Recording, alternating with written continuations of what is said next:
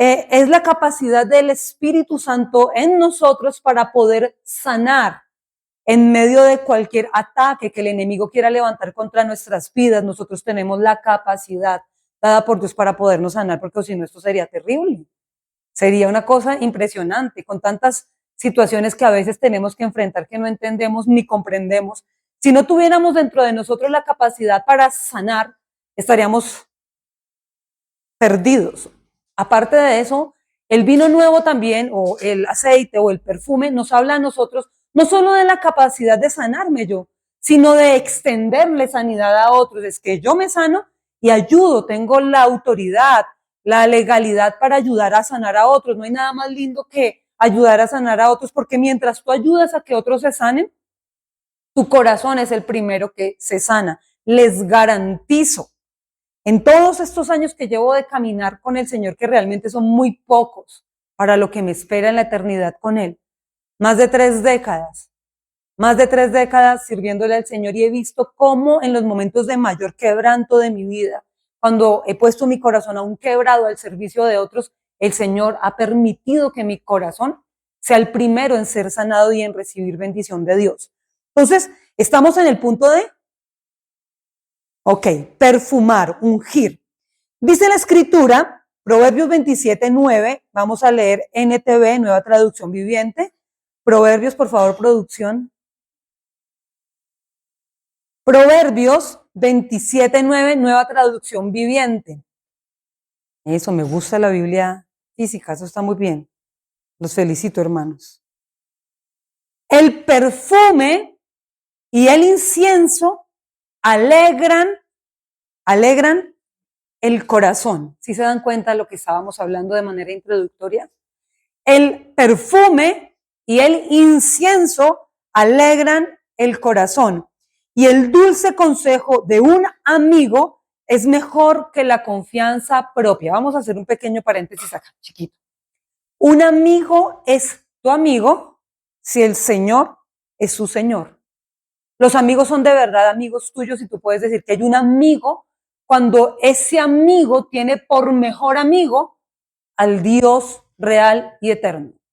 Cuando tú tratas de emparentar, de afincar, de hacer amistad con una persona que no tiene a Dios como centro de su vida, la relación empieza en una desventaja, porque de un lado hay principios para mantener la amistad, pero del otro lado, tal vez los principios no son los mismos. Tal vez la persona puede ser noble en su carácter, pero el hecho de que Dios no sea su Dios ya hace que todo falle. El libro de Corintios, en su segunda carta del apóstol, nos dice que no debemos inclusive unirnos en yugos desiguales, y un yugo desigual muchas veces está inclusive con gente de la misma sangre, y es triste, pero es así. Hay gente que es de tu misma sangre y se convierte para ti en un yugo desigual. ¿Por qué? Porque ellos no se mueven, ni se manejan, ni se gobiernan por los principios que Dios ha establecido para que una amistad sea una verdadera amistad. Porque ellos no aman a Dios y porque Dios no es su Señor. Y es complicado empezar a construir una amistad así. Entonces, un amigo es tu amigo si el Señor es su Señor. Por eso lo dice en la segunda parte. Dulce es el consejo de un amigo, pero de un verdadero amigo. Y vamos a mirar la primera parte de este verso. Dice el perfume y el incienso. El perfume y el incienso. Entonces, hablamos del perfume, que es muy similar al vino y al aceite. Ocurre igual en orden para nuestra vida. Su significado es similar. El perfume, el aceite y el vino es esa capacidad que tú tienes para pararte en gozo a pesar de que tu vida esté en un ataque constante, en una persecución constante. Es la capacidad que Dios nos da para regenerarnos, para mantener el gozo, la tranquilidad, aún en medio de las peores tormentas, aún en medio de las peores situaciones, aún en medio de los momentos más críticos de nuestra vida. El Señor nos da la capacidad para volvernos a sentar, estar en familia, estar en unidad, estar felices, estar descansando en Dios, porque finalmente Dios en su soberanía tiene el control de absolutamente todo, y nosotros lo único que tenemos que hacer es confiar y descansar en Él. Dios es bueno. Dios es bueno. Dios es bueno, bueno es Dios. Porque entender este principio y cada día recalcárselo a nuestra alma y obligar a nuestra alma a que adore al Señor y que entienda este principio va a hacer que llevemos una vida en paz y una vida tranquila y descansada. Entender que Dios es bueno, que todo lo que Dios permita que llegue a mi vida, en medio de su bondad y de su misericordia, va a venir para bendecirme. Todo, lo bueno y lo malo. Todo lo permite el Señor para bendecirnos. Todo lo que Él permita nos bendice, aunque no nos guste, aunque no nos agrade. Hay cosas que a un bebé, por ejemplo, no le agradan, tomarse un medicamento. Un nene llora, patalea, brinca, como Matías, mi gato, cuando toca darle un medicamento. Se enloquece, maulla, trata de aruñar, trata de defenderse, cierra la boca, la presiona bien. Cuando tiene el medicamento trata de lanzarlo fuera contra todo lo que encuentra. O sea, es un show, un espectáculo ver a ese gato tratando de tomar medicinas. Pero en realidad, lo que estamos haciendo hacia él es cuidarlo. No lo hacemos porque lo odiamos o porque queremos lastimarlo o generarle un daño. Lo hacemos porque en realidad estamos salvaguardando su salud. Estamos amándolo, lo estamos cubriendo. Lo mismo con los bebés, no quieren. Y hacen pataleta y no quieren porque quizás el jarabe y el trago es amargo. Pero el trago amargo va a producir que haya sanidad y estabilidad en el cuerpo del bebé. Y hay momentos en que Dios nos permite el jarabe. Dios nos permite tomarnos el trago amargo. Señor, si es posible, quita de mí esta copa. Era una copa amarga. O sea, no era la copa de alegría de la Santa Cena donde el vino se está tomando y se está compartiendo en alegría y gozo. Donde cantaron himnos. Cantaron, dice la Escritura, la última cena salen cantando, aplaudiendo, adorando a Dios. No es ese vino que están compartiendo ellos amigos en unidad, aunque hay un traicionero en medio de ellos. No es ese vino. Es un vino, un trago tan amargo que le dice, Padre, si es posible, pasa de mí esta copa, porque Jesús estaba en mortal angustia y era el trago amargo. Pero si el Señor Jesús no pasa por el trago amargo, tú y yo estaríamos destinados al infierno por la eternidad. Así. No habría salida, no habría esperanza, no habría vida eterna, sería gravísimo. Y hay momentos en los cuales, como le dijo a Jesús, el sufrimiento procesa, le dijo, la obediencia se aprende a través del sufrimiento. Y hay momentos que el Señor nos permite tomarnos el trago amargo, el trago difícil. Pero si Dios permite ese trago amargo, el Señor sabe por qué lo está permitiendo y Él sabe de qué nos está guardando y Él sabe qué es lo que está haciendo en nosotros, pero siempre sí, Dios está obrando, aunque las cosas no ocurran como a mí mi deseo quisiera que ocurrieran, o como a mí se me pasa por la mente que ocurran, o como yo anhelaría que ocurrieran, porque Dios está por encima de mis pensamientos. Sus pensamientos son muy diferentes a los míos, y Él tiene el control de todas las cosas. Entonces vamos a aprender a descansar en el perfume que Dios, o en la unción que Dios nos está entregando. Habla del incienso. Incienso también es otra palabra que se nombra acá, ¿cierto? Dice que el incienso y el perfume. En Apocalipsis 5, en Apocalipsis 8, se habla acerca del incienso. ¿Se acuerdan?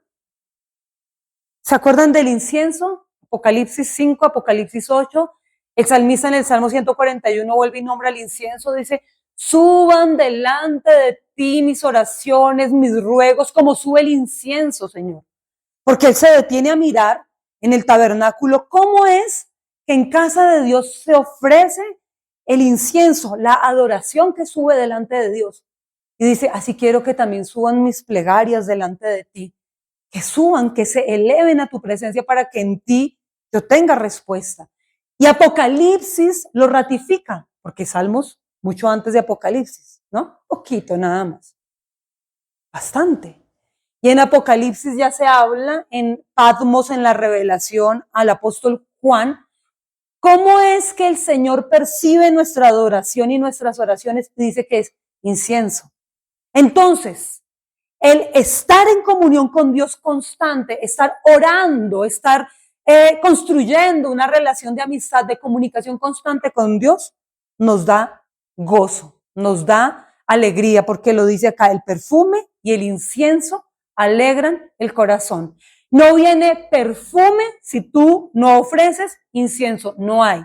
No hay unción sin adoración, no hay unción sin comunión con Dios, no hay unción si no hay oración. Oración necesitamos, tener tiempos de intimidad con Dios. Pero no es solamente un tiempo, no es solamente un día, no es tantos días a la semana que venimos a la iglesia, no es solo el devocional, que el devocional es una bendición. Y los tiempos de comunión como iglesia es otra bendición. Es tener un diálogo constante y continuo. Es que en realidad él es tu mejor amigo. La gente se cansa de escucharte tal vez. O la gente tal vez ni siquiera entiende qué es lo que tú estás sintiendo. La gente inclusive tiende a ser un poco apática a lo que tú estás viviendo porque, no porque quieran, simplemente porque la empatía es más fácil gestarla cuando tú has pasado por algo similar a lo que la persona ha pasado. Y hay un poco de apatía en la gente no entiende qué es lo que tú estás llevando dentro, lo que tú vives, lo que sientes, lo que luchas, lo que resientes, lo que tienes que sacar adelante y la gente a veces no. Pero hay una excelente noticia y es que nosotros tenemos la capacidad para comunicarnos con el Espíritu de Dios y que Él sea nuestro mejor amigo. Él es nuestro mejor amigo. Él es tu mejor amigo, pero depende de ti que tú lo trates y le des el lugar de mejor amigo por encima de él. Siempre se ha dicho, el mejor amigo de la esposa es el esposo, el mejor amigo de la esposa es el esposo del esposo es la esposa y así. Son los mejores amigos y es cierto, cordón de 3 dobleces con dificultad se rompe, pero se habla del tercer cordón. Si no está Dios en medio de la... Por eso es que hay gente con la que tú no te entiendes. Por eso hay gente con la que tú tratas y aunque tú les ames y quieras hablar y todo eso empieza a ver como no sé si les ha pasado, como una ruptura, un distanciamiento. Y es porque se hablan dos idiomas totalmente diferentes. Porque tal vez tú estás desarrollando una amistad con el Espíritu Santo que aquel otro no ha desarrollado ni le interesa. Porque quizás lo ve como algo místico. Porque quizás a veces todo se vuelve religioso, entonces tú eres muy religioso. Tú quieres hablar de Dios todo el tiempo o pensar en Él todo el tiempo. Hombre, pero es que ¿cómo vive una persona que está enamorada? ¿Cómo actúa un enamorado? Un enamorado actúa con locura, hace cosas que nadie más hace. Un enamorado quiere tiempo para aquel que le mueve el tapete. Un enamorado saca las horas, no importa cómo, así esté cansado, sin plata, fatiga, como sea, pero el que está enamorado empieza a hacer una cantidad de locuras porque está enamorado, apasionado. Y quizás si tú estás apasionado, los otros dirán que eres un religioso. Puede pasar. Y ahí es donde tú tienes que seguir adelante y perseverar porque el mejor amigo que nosotros podemos tener se llama el Espíritu Santo. Él es tu mejor amigo y Él es la fuente de tu gozo. Entonces, dejando esto como base, vamos a leer una palabra que está en el libro de Reyes, Primera de Reyes, capítulo 19, 3, 4. Primera de Reyes, 19, 3, 4. Aquí vamos a aprender a guardar el gozo. Vamos a aprender a defender nuestro gozo porque es que no podemos vivir así. Tenemos que aprender a defender el gozo para no caer en depresión. Vamos a hablar hoy un poco de lo que es la depresión de Elías. Vamos a estar hablándolo quizás en dos semanas o 3 acerca de este tema. Primera de Reyes 19, 3, 4. Estamos en la Nueva Traducción Viviente. Dice, Elías tuvo miedo y huyó para salvar su vida. Se fue a Berseba, una ciudad de Judá, y dejó allí a su sirviente. Luego siguió solo. ¿Cómo siguió? Todo el día hasta llegar al desierto. Se sentó bajo un solitario árbol de retama y pidió morirse. Basta ya, Señor, quítame la vida porque no soy mejor que mis antepasados que ya murieron. Yo me pongo a mirar a Elías en tiempo anterior a este episodio. Pareciera que el Elías de acá es otro Elías. Elías queriendo morirse, cuando Elías capítulo antes fue un tipo que hizo hasta para vender. Era un loco, un apasionado. Y entonces quiero hablarles de algo, porque a pesar de que nosotros amemos al Señor, lo tengamos como nuestro mejor amigo, así como Elías lo tenía, Satanás siempre va a buscar la manera de atacar nuestra vida para que perdamos el gozo que Dios nos ha entregado y el aceite y el vino nuevo y el perfume de la unción. Y lo hace con él. Hace con él exactamente lo mismo que ha hecho con nosotros a lo largo de nuestra vida. Entonces, ¿qué sucede con Elías? Elías antes de esto, Elías fue procesado en su orgullo, porque para un judío que un cuervo lo alimentara, un cuervo era considerado un animal inmundo. Y un cuervo, dice Dios, vete al arroyo de Kerit, porque él tiene un problema, porque hay idolatría en Israel y él empieza a pelearse con el rey Acab y a reprender las acciones de Jezabel y de Acab. Han llevado al pueblo a la peor idolatría y apostasía. A Israel lo llevaron, al pueblo de Dios, a lo peor de lo peor. Tanto así que hasta el día de hoy, yo les comentaba la otra vez, en las excavaciones arqueológicas se encontraron vasijas con el sello de Jezabel, el sello de las iniciales de Jezabel, con restos de bebés, desde el vientre, abortos, hasta los 9 años. Encontraron restos en las vasijas selladas y yo vi el documental y vi las vasijas en un programa que ni siquiera es cristiano, un programa de historia, y mostraban todas las excavaciones, eso todo despedazado, y ahí se ven las iniciales de esta bruja, de esta mujer. Resulta que el espíritu de Jezabel se ha levantado tremendamente en la actualidad. Tremendo, en serio. Es un espíritu tan incorrecto que no solo opera en mujeres, también opera en hombres. Pero podría decir yo, con vergüenza de mi género, que las mujeres le han dado mucha apertura en su corriente humanista y feminista a ese espíritu, el mismo espíritu. Es un espíritu que logra poner en miedo inclusive a gente poderosa. Una calumnia, una difamación, una persecución, es exactamente igual, es el espíritu jezabélico. Un espíritu que solamente busca destruir y hacer daño, que es manipulador, que engaña, que miente, que mueve todo a su conveniencia, que solamente busca su favor. De hecho, en algún punto el marido dice, yo quiero esta viña, y parecía un bebé. La viña de Nabot, y estaba deprimido, lloraba y no comía, haciendo pataletas. Porque es que para que también entre a operar el espíritu de Jezabel, el caballero, el varón de la sociedad, también es porque ha dado un paso a un lado, ha renunciado a su hombría, que fue como Dios lo creó y lo diseñó, no para ser un princeso, sino un varón, un hombre, cabeza, sacerdote. Cuando el hombre no cumple ese rol de cabeza, de sacerdote, de líder, de protector, de proveedor, de trabajador, cuando un hombre no cumple con eso, que así fue como Dios lo diseñó y es su rol, entonces empieza a darle espacio, apertura a que el espíritu de Jezabel se levante. Es lo que nosotros vemos. Y este tipo, tanto así que esa mujer, él llega llorando, el tipo llorando, la vieja le dice, ay, eso es fácil, usted es el rey. Usted puede tener lo que quiera. ¿Por qué llora? ¿Por qué se deprime si usted sigue siendo el rey? Quítele la viña. No puedo, no me la quiere vender. No, ni siquiera le va a tocar pagar por ella.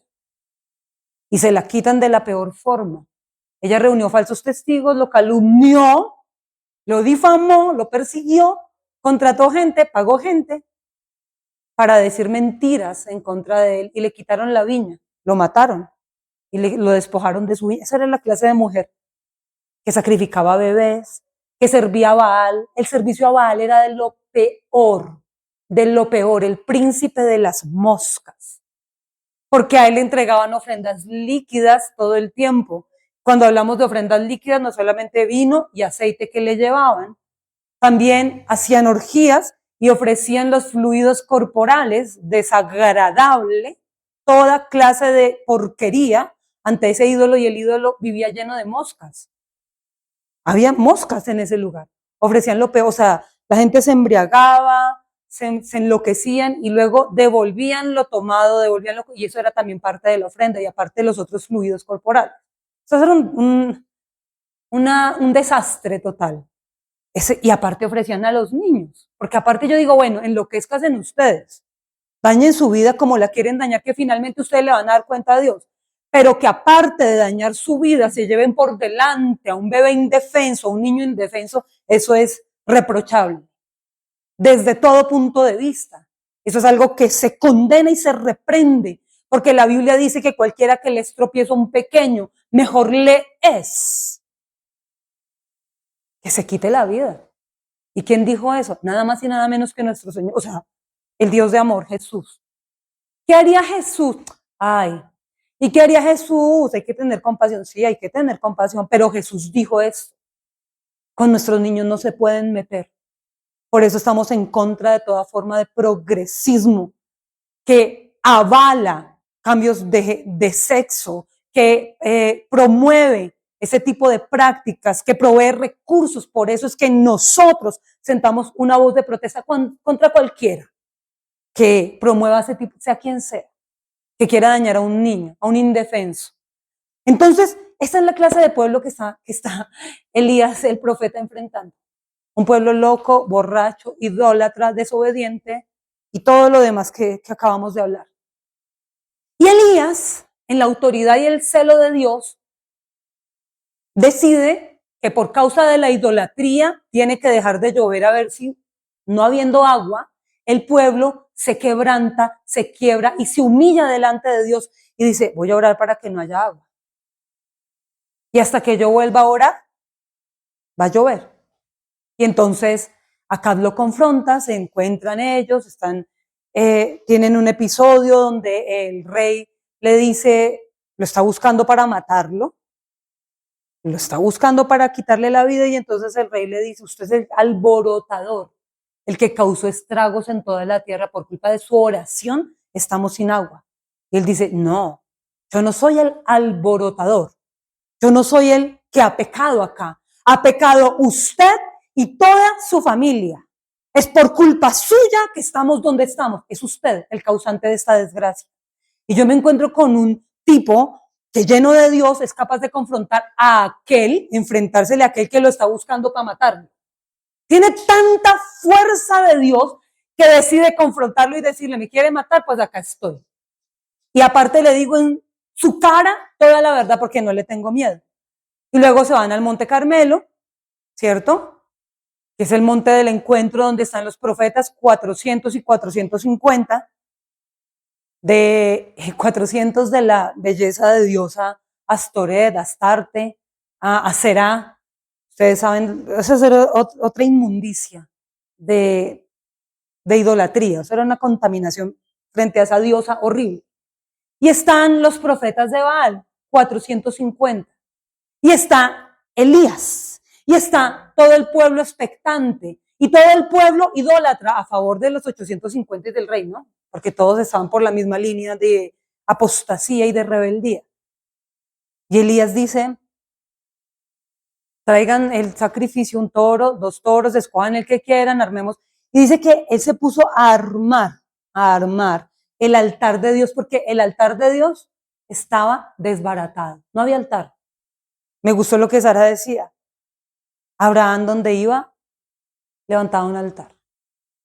Abraham, cuando se movía a un lugar, antes de llegar a poner su cama mullidita, su carpa, prendamos el fogón, el asado, como cuando la gente se da de paseo, vamos a poner el asado, pues haciendo hambre, llegamos cansados de tanto caminar, pongamos la cama, antes de que anochezca pongamos la carpa porque va a ser frío, pongámonos a comer, y luego después de que yo solucione todo lo mío, voy a ver si me queda espacio para Dios. Cansado, sueño, armé, trabajé, hice el asado, comí, estoy lleno. Gracias, Señor, por este día. Porque nosotros nos priorizamos demasiado. Y en el afán de priorizarnos, y en el humanismo y el feminismo y el machismo, en ese afán de priorizarnos, primero tú eres tú, tus circunstancias, defiende tú y tus circunstancias. Eso es lo que enseñan en la universidad. Lo aprendí, a mí me lo enseñaron desde el primer semestre en trabajo social. Y cuando se centra todo en el ser, yo, cuando todo se centra así, en el humanismo dejamos afuera al Señor. Cuando nos priorizamos tanto, le damos a Dios los restos, las obras, y las obras por lo general ya están vacías y cansadas. Entonces me encantaba eso porque tanto Elías como Abraham tenían esa capacidad de a donde se movían levantar un altar para Dios antes de levantar su propia comodidad. ¿Cómo estamos nosotros trabajando? Yo quiero que por un momento usted piense, ¿cómo está usted trabajando en su día a día? ¿A qué le está dando la prioridad? ¿Cuál es su prioridad? ¿Qué está priorizando usted? ¿Qué es lo que se está priorizando en el día a día? ¿Qué es? ¿Qué es? Mi comodidad, es que tengo, porque eso tenemos muchas cosas. Pero ¿dónde está Dios? ¿A dónde lo dejamos a Él? Porque cuando lo dejamos a Él fuera de lo que nosotros somos, empezamos a romper la comunión con Él y la conciencia, el Espíritu Santo que nos habla en la conciencia, cada vez Él es tan sensible, el Espíritu Santo es tan sensible, que tú agarras esto y es un vaso de alcohol y el primer día dices, no, no puedo. El segundo día quizás lo hueles. El tercer día ya,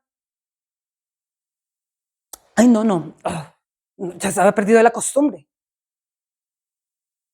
Pero el cuarto día ya se te va a hacer más fácil. Había perdido como el gusto. No más, no puedo. Pero créeme que de ahí en adelante. Y el Espíritu Santo es del primer momento cuando tú tocaste lo que no tenías que tocar, cuando miraste lo que no debías mirar, cuando escuchaste lo que no debías escuchar, cuando te acercaste y estuviste tan cerca de lo que Dios te dijo que no debías estar cerca, desde el primer momento el Espíritu de Dios empezó a reprender la conciencia. Desde el primer momento. El segundo día, el tercero, pero va a haber un punto que el Espíritu Santo te va a dejar a ti hacer lo que tú quieras en tu libre albedrío, porque Él no va a obligar nunca a nadie. Y cada vez se va a hacer más fácil para ti y para tu carne normalizar lo que Dios aborrece, lo que Dios condena, lo que Dios odia, lo que rompe tu intimidad y tu amistad con Dios. Porque Satanás es supremamente astuto y él sabe cómo entrar. Y entonces empiezas tú a defender tu postura, a argumentar tanto que una mentira, como en la Segunda Guerra Mundial, una mentira que se repite todos los días y a toda hora, se convierte en una falsa verdad para la vida de muchas personas. Por eso encontramos gente tan dura en su corazón, con una cabeza tan dura, por eso dice la gente, cabeza dura. Tiene un corazón duro, una cabeza, uy, si es cabeza dura, Dios, ¿cómo va a entender esta persona? Porque se ha argumentado tanto de que no es tan malo, que esto no es malo, que la iglesia es un lugar de 4 paredes donde la gente se vuelve ñoña, mamerta, mojigata, yo qué sé, donde los obligan, donde los oprimen para que no hagan, cuando no es así. La iglesia solamente está para pastorear, para ser un lugar de refugio, para exponer la verdad de la palabra. Y cada uno decide qué hacer. Pero entonces afuera la gente se empieza a argumentar y a masticar tanto esos argumentos, se alimentan tanto de eso que eso se vuelve una fortaleza en sus vidas. Y después de que una persona ha levantado una fortaleza, ¿cómo llega la semilla? Si se ha blindado, si se ha alejado de la verdad de Dios, es supremamente complicado. Por eso encontramos gente endurecida y apóstata, apostatando de la fe, viendo como que no es malo tener relaciones sexuales con personas del mismo sexo, que la homosexualidad o la bisexualidad no es mala. Miren, yo lo siento, pero la Biblia dice todo lo contrario. La Biblia no dice que sea bueno, por el contrario dice que es malo. De hecho, la Biblia dice que inclusive que un hombre sea afeminado también está mal. También está mal. Y encontramos demasiados hombres afeminados en la actualidad. Afeminados, con rasgos femeninos, dejando su rol de hombres, de ser fuertes, de ser valientes, de conquistar, y los encontramos en otro punto. Y a Dios también le desagrada eso. Bueno, no lo digo yo, lo dice la Escritura. Eso lo dice la Biblia. Si alguien quiere pelear, que pelee con la Biblia, porque eso lo estableció el Señor. Entonces, encontramos gente apóstata tal cual como estaban en el pueblo de Israel. Entonces, el profeta vio que el altar estaba caído, evidentemente el altar estaba en ruinas. A él le tocó más complejo porque él estaba solo. Los otros tenían el altar completamente en funcionamiento y perfecto. Y a él le tocó empezar a armar piedra sobre piedra, piedra, piedra, y agarrar y armar. Y lo va armando. Luego agarró el toro que ellos quisieron dejarle. Agarraron el otro, escogieron tal vez el mejor, no sé qué tal vez, ¿cómo se dice? Agüero, mirarían para escoger un toro y le dejaron el otro a él, tal vez el más flaco, el más quién sabe cómo. Y él dice, ok, no, es que mi Dios no depende de eso, él no se limita por eso. Escogió el que le dejaron, no escogió, perdón, recibió el que le dejaron, lo parte, lo pone sobre el altar, sobre la leña, piedras, leña, sacrificio. Y eso tiene un significado que más adelante vamos a estudiar a profundidad. Pero va el orden del altar así, rocas, madera y el sacrificio arriba. Y entonces hizo una zanja grandísima donde cabían 15 litros de agua alrededor del altar. Zanjó. Y todos listos, vamos a aprender nuestro sacrificio. Y dijo, no consiste así. Vamos a orarle a Dios. Ustedes órenle a su Dios con D minúscula y yo le voy a orar al Dios verdadero, al Dios de Israel. A mi Padre, al Dios, Abba. Yo le oro a él y usted órenle lo que quiera. Y sobre quien caiga fuego del cielo es el único Dios y verdadero. Ya empezaron. Empiezan ustedes tranquilos. Y empezaron a clamar desde por la mañana. Y gemían, y clamaban, y suplicaban, y hacían de todo. Y luego empezaron a bailar alrededor del altar. Y bailaban y cantaban, y como no funcionaba, entonces él les decía, canten más duro, clamen más duro, griten, griten. De pronto su Dios no ha escuchado todavía. Quizás, y en una versión lo explica así, quizás está en el baño. Quizás está haciendo sus necesidades, está ocupado. Pero sigan cantando para que él venga. De pronto está durmiendo y no los ha escuchado. Hablen más duro. De pronto se fue de viaje. Llámenlo más fuerte porque tiene que regresar del viaje a donde se fue. Háganlo. Y entonces ellos en su angustia y su desespero agarraron cuchillos y empezaron a zanjar su piel, a tatuar su piel. Y gritaban y empezaron a hacer una cantidad de locuras. Y gritaban y no pasó nada. Llegó el mediodía y la gente ya, y el pueblo expectante. Nadie decía nada. El pueblo en silencio, el pueblo callado. Y él dice, Señor, que tú eres el Dios real y verdadero, para que esta gente vea, para que Israel se vuelva a decir, haz llover del fuego del cielo. Dice que el fuego descendió y no solamente consumió el sacrificio, sino que agarró toda el agua que estaba alrededor en la zanja y la lamió, la secó, la evaporó. Porque ese es el Dios que nosotros tenemos. Ese es el Dios. Y entonces todo el mundo ahí sí, ¡ah! Dios es verdad. Entendieron que Dios es fuego consumidor, que Dios está en contra de la idolatría y de la rebeldía en la que había caído el pueblo. Y entonces en ese momento dijo, bueno, yo estoy solo y ellos son tantos. Ya les nombré 400, 450, o sea, 400 de Astoret, 450 de Baal. Y él dijo, ok, ¿quién está de parte del Dios viviente? Y acabó él con todos los falsos profetas. En el celo de Dios barrió con toda esa plaga, acabó con toda esa generación de gente incorrecta. Historias que la Biblia tiene, cosas que han pasado. Y entonces, después de esto, vemos a Elías que estuvo en el arroyo. Los cuervos le dieron comida, pan, carne. Un cuervo se hubiera podido comer la carne por el camino, pero dice el Señor, váyase al arroyo, que yo le di mi orden a los cuervos para que los cuervos te lleven el alimento. Y les voy a decir algo.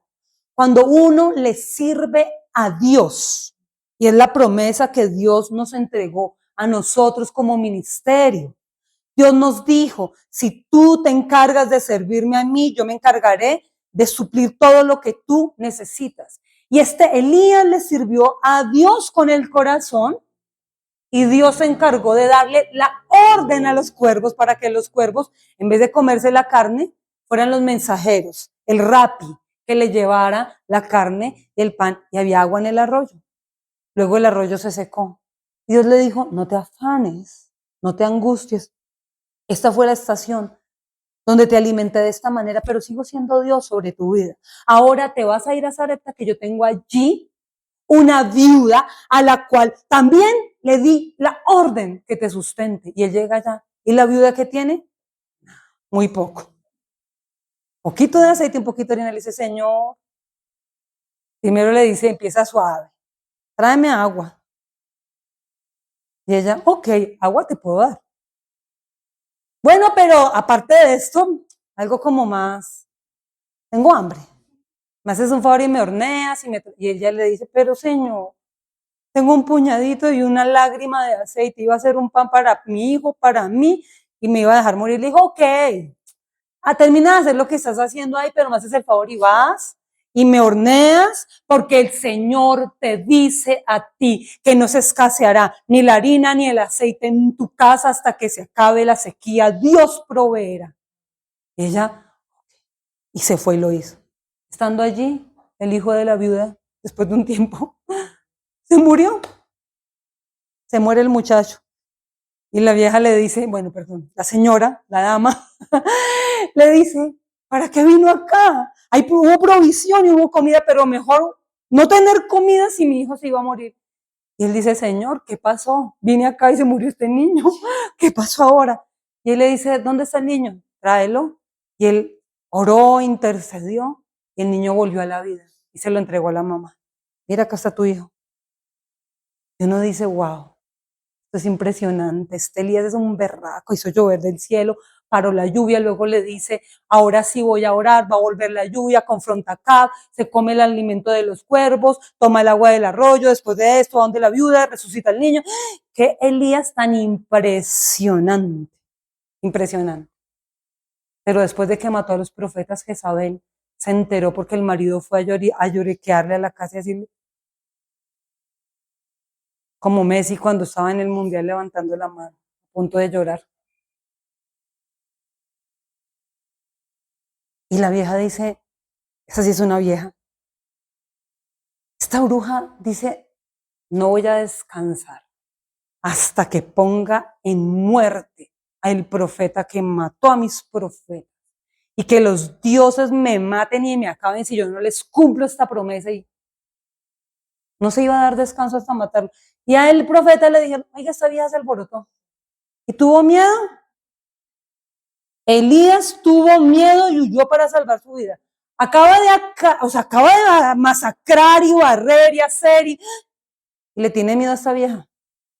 Y le produce miedo. Porque el espíritu de Jezabel ataca cuando tú has enfrentado retos e inclusive has vencido. Cuando te sientes agotado, porque en medio del reto se genera adrenalina, la adrenalina te hace estar fuerte, activo, como que sacas fuerzas de debilidad, como que nada te para y tienes un desfogue así de adrenalina, intentas, haces y estás fuerte y te sientes así.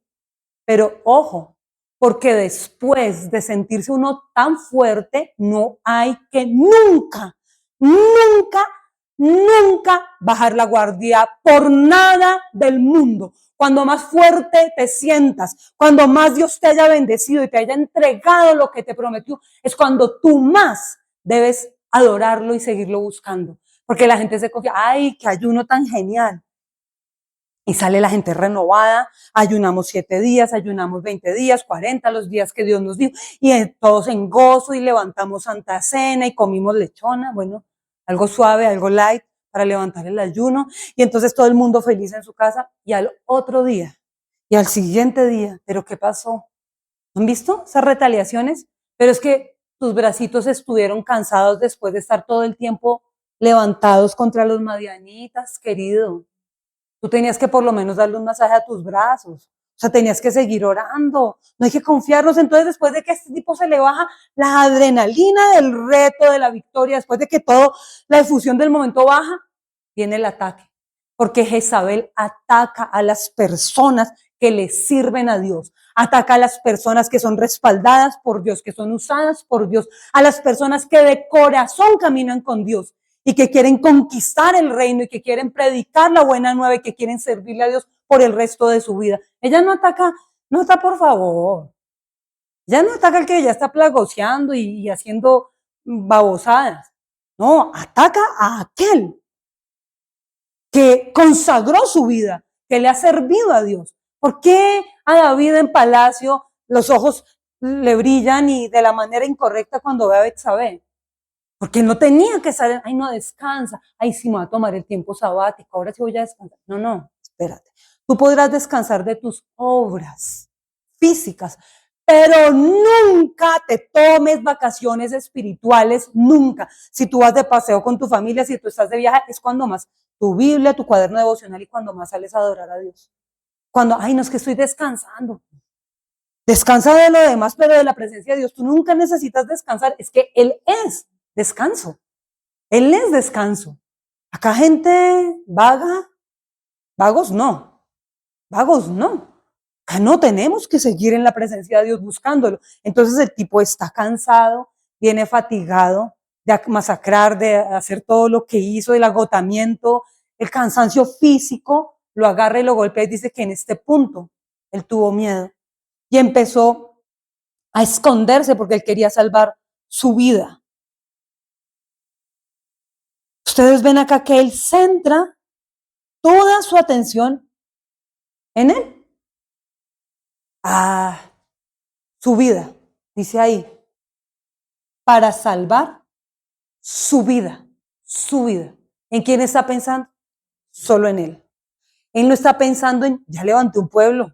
Hay un pueblo que ya tengo que ser el líder de esta gente. Ya les di un sueño por el cual pelear. Ya conocieron la verdad de Dios. Ya vieron que Dios es un Dios real. Yo voy con este pueblo y me armo y hago un ejército de valientes. Vamos a buscar. No, él se le olvida todo lo que hizo, abandonó el rebaño y él está pensando en su vida. Yo no estoy criticando al profeta. No, Dios me guarde. Porque nosotros somos tan humanos como él. Evidencia de eso es esto. Acá el que me diga que nunca deseó morirse en medio de una prueba es un vil mentiroso. Bueno, tal vez si alguien no lo deseó, no estuvo en una prueba demasiado fuerte. Pero cuando hay pruebas demasiado fuertes que te golpean, tú dices, vivir duele, no quisiera vivir. Porque ha sido duro. Hay pruebas que son demasiado duras. Al punto en que tú dices, vivir es muy doloroso para mí en este momento. Ver la cruda realidad que yo estoy viendo y Señor, Dios santo, el que diga que en medio de una prueba demasiado fuerte no sintió eso, bueno, toca que venga, nos imponga mano a todos y nos unja y ore por todos nosotros porque necesitamos esa unción. Pero no ha deseado. Todos. En algún punto de nuestra vida llegamos a sentir ese peso tan fuerte de decir, Dios mío, ¿por qué estoy acá? ¿Por qué estoy viviendo? ¿Por qué aún sigo con vida? Porque si me durmiera y ya quedara en dormido y estuviera en la eternidad con Dios, ya no pasaría esto, porque es que dice además, no va a haber lágrimas, no va a haber deudas, no va a haber preocupaciones, no me va a doler nada, todo va a ser genial, el piso es súper espectacular, las calles, los mares de cristal y Dios mío, ¿cómo será eso? O sea, lo único que sé es que ya está solucionado, entonces mejor allá que ya está solucionado que acá que no. ¿Nos ha pasado? De pronto alguno. Ya al profeta le pasó y le pasó después de tener grandes victorias. O sea que el hecho de tener grandes victorias, el respaldo de Dios en nuestros sueños, en nuestro trabajo, en nuestros proyectos, en nuestro ministerio, en todo lo que hagamos, nos debe llevar a una cosa mayor. Y es a escondernos cada vez más en la presencia de Dios. Porque ahí quedamos muy vulnerables y muy expuestos y empezamos a pensar solo en nosotros. Se fue a Berseba, una ciudad de Judá.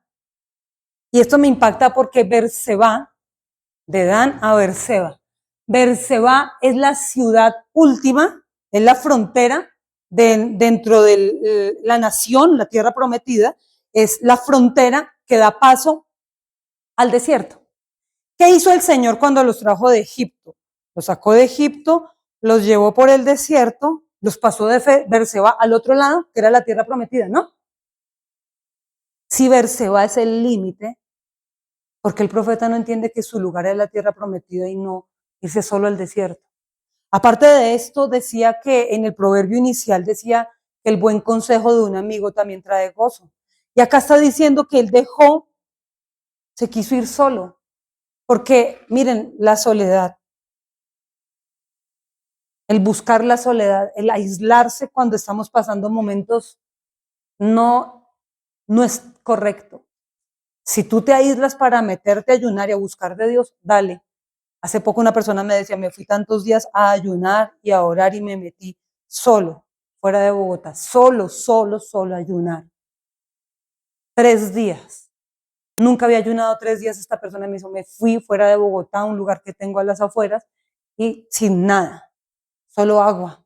Y yo, en serio, es porque es un lugar de tierra muy caliente. Solo yo le decía, en serio, decía, la situación era tan complicada, pero después de ese ayuno vine para acá y tuve la claridad para enfrentar lo que tenía que enfrentar. De hecho, Dios me sanó, porque la persona estaba en una silla de ruedas.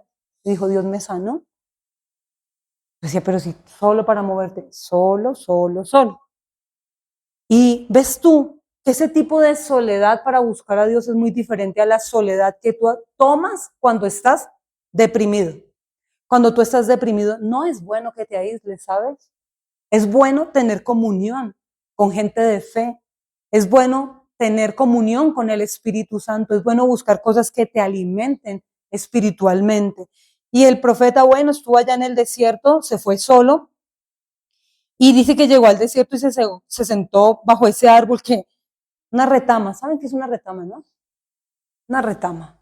Así como la retama que es ese pedazo en las películas que vuela así esa retama, ¿se han visto?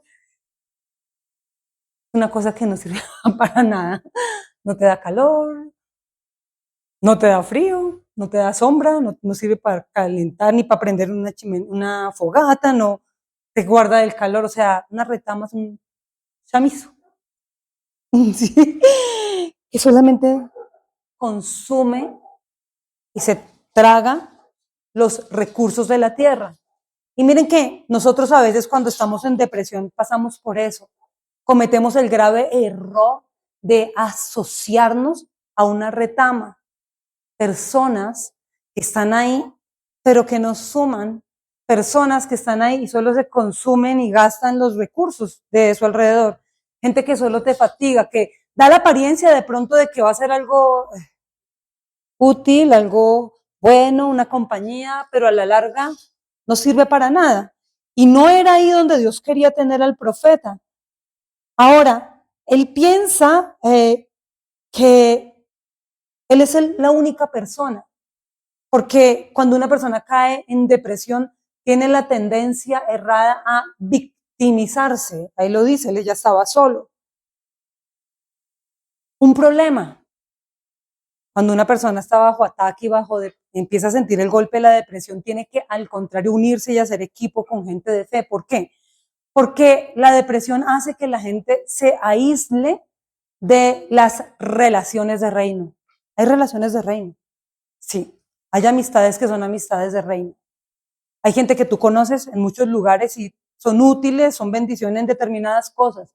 Pero hay gente que por encima de eso son gente del reino, son amigos de reino. Y esas amistades de reino nunca podemos darnos el lujo de perderlas. La gente cree que encuentra personas así volteando la esquina, caminando 2 cuadras, y no. Cuando usted encuentre una persona que sea una persona de reino, trabaje por esa relación, trabaje por construir esa amistad, por edificarla, por salvaguardarla, porque no todas las personas que han llegado a tu vida te han bendecido en tanto a lo espiritual. Puede que en algunas cosas, pero en lo espiritual no.